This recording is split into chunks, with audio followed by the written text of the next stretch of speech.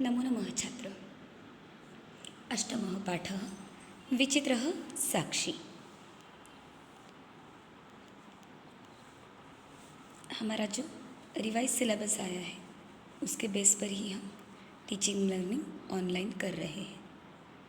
एक बात ज़रूरी बताना चाहती हूँ, वीडियो हो गया, नोटबुक में नोट्स लिखे कि मेल पर सेंड करो, ऐसा इंस्ट्रक्शन में कभी भी नहीं बताया जा रहा है। जिस तरह से रेगुलर सबमिशन हमारा लेसन कंप्लीशन के बाद होता है उसी तरह से सारे नोट्स लिखो और जिस दिन सबमिशन डेट बताई गई है उसी दिन सबमिट करो, नहीं तो आपका सबमिशन कंसिडर नहीं किया जाएगा। लेसन स्टार्ट करने से पहले लेसन का परिचय हमेशा जिस तरह से देखते हैं उसी तरह से देखेंगे। विचित्र यानी अलग प्रकार का, साक्षी यानी क्या होता है, नाम है लेकिन साक्षी का मतलब गवाह। स्टोरी बेस लेसन है ये, अच्छी स्टोरी है। परिचय सुनने के बाद, समझने के बाद स्टोरी रीड करो तो लेसन समझने के लिए इजी रहेगा।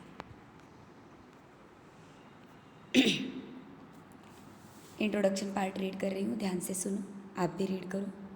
प्रस्तुत पाठ श्री ओम प्रकाश ठाकुर द्वारा रचित कथा का संपादित अंश है। यह कथा बंगला के प्रसिद्ध साहित्यकार बंकिम चंद्र चटर्जी द्वारा न्यायाधीश रूप में दिए गए फैसले पर आधारित है। सत्य असत्य के निर्णय हेतु न्यायाधीश कभी कभी ऐसी युक्तियों का प्रयोग करते हैं जिससे साक्ष्य के अभाव में भी न्याय हो सके। इस कथा में भी विद्वान न्यायाधीश ने ऐसी ही युक्ति का प्रयोग कर न्याय करने में सफलता पाई है।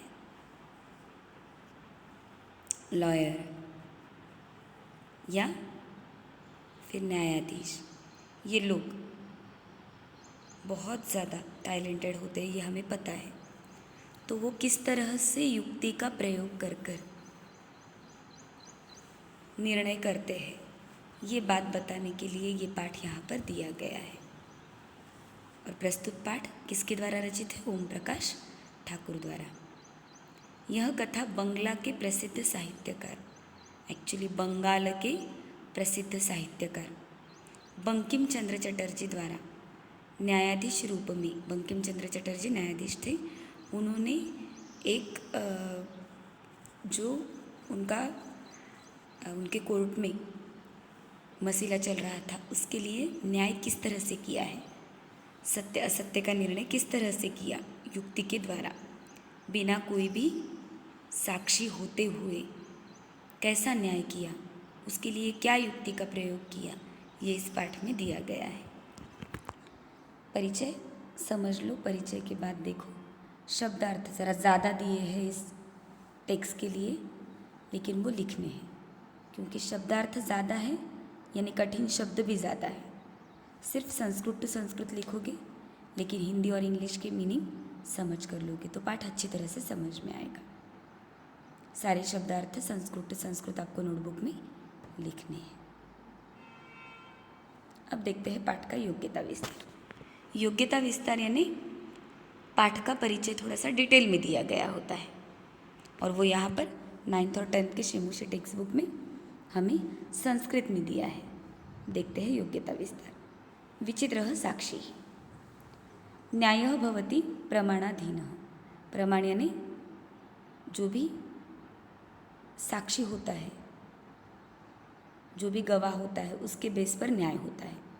प्रमाणम विना न्यायम कर्तुम न कह अपि क्षमः सर्वत्र। कहीं पर भी जाओ देखो, प्रमाण के बिना, साक्षी के बिना, गवाह के बिना न्याय नहीं हो सकता। न्यायालये अपि न्यायाधीशाः यस्मिन् कस्मिन् अपि विषये प्रमाणाभावे न समर्थाः भवन्ति। न्यायालय में कभी कभी न्यायाधीश इस तरह के प्रमाण, गवाह उनको नहीं मिलते। अतएव इसीलिए अस्मिन् पाठे, इस पाठ में चौर्य अभियोगे, चोर के अभियोग में न्यायाधीश प्रथमतः साक्ष्यम विना निर्णेतुं न अशक्नोत। न्यायाधीश सबसे पहले चोर के ऑपोज में कोई साक्षी कोई गवाह नहीं होता तो निर्णय नहीं कर सकता। अपरेद्यु दूसरी तरफ यदा सह शवः न्यायाधीशं सर्वं निवेदितवान्, शव यानी डेड बॉडी, न्यायाधीशः सर्वं निवेदितवान् सप्रमाणं तदा सः आरक्षिणे करारदंडम आदिश्य तम जनम ससम्मानम मुक्तवान। तो उसने क्या किया, एक डेड बॉडी का प्रमाण रखकर, गवाह रखकर, जो सच में दोषी था उसे करार दंड देकर, जो दोषी नहीं था उसे मुक्त कर दिया। इस पाठ का यही संदेश है कि जो सच में ही दोषी है उसे ही करार होना चाहिए, उसे ही बांधा जाना चाहिए। जो निर्दोष है उसे कभी भी दोषी ठहराया नहीं जाना चाहिए। आगे देखते हैं। मति वैभवशालिनः, इस शब्द का अर्थ यहाँ बताया गया है। मति यानी बुद्धि, वैभवशालिनः यानी बुद्धि से संपन्न, बुद्धि संपत्ति संपन्ना, बुद्धि से युक्त होना। ये विद्वान सह, जो विद्वान लोग, बुद्धि स्वरूप विभव युक्ता, बुद्धि के द्वारा युक्त होते हैं, ते मति वैभवशालिनः भवन्ति, वो बुद्धि से, बुद्धि के संपत्ति से संपन्न होते हैं। ते एव, वो ही बुद्धि चातुर्य बलेन, बुद्धि के चातुर्य के बल के द्वारा असंभव कार्याणि अपि सरलतया कुर्वन्ति, जो इम्पॉसिबल वर्क है वो भी अच्छी तरह से कर सकते हैं। कौन कर सकते हैं? मति वैभवशालिन, जिनके पास बुद्धि की संपत्ति होती है वो असंभव कार्य भी इजीली कर सकते हैं। सह शवः, वो शव, वो डेड बॉडी, इसके बारे में देखते हैं।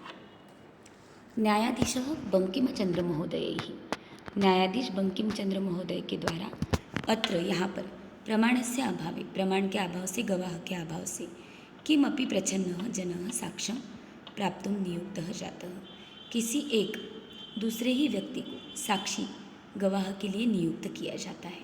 तत् यत्, जबकि, घटितम आसीत, ऐसा हुआ था, सह सर्वम सत्यम ज्ञात्वा, वो सब सच जानकर, साक्ष्यम प्रस्तुतवान, उसने क्या किया, गवाह बनकर वहाँ पर साक्षी दे दी। पाठे अस्मिन् शवः एव विचित्रः साक्षी स्यात्, इस लेसन में ये जो शव, ये जो डेड बॉडी है, जबकि डेड बॉडी साक्षी हो सकती है क्या, गवाह हो सकती है, वो तो नॉन लिविंग है, लेकिन यहाँ पर किसी एक व्यक्ति को डेड बॉडी बनाकर उसे साक्षी बनाया गया है। इस पर आधारित यह पाठ है। आगे देखते हैं भाषिक विस्तार, जो ग्रामर बेस पर होता है। उपार्जितवान, उप प्लस अर्ज प्लस तवतु, दाप ईतुम, दा प्लस नीच प्लस तुमुन प्रत्यय। यहाँ पर एक नया सर्वनाम, एक्चुअली हमें ये सर्वनाम पता है, भाषिक कार्य में हम देखते हैं इसे, वो सर्वनाम का टेबल यहाँ पर दिया है, क्योंकि इसका प्रयोग समानार्थी शब्दों में किया जाता है, पर्यायवाची शब्दों में।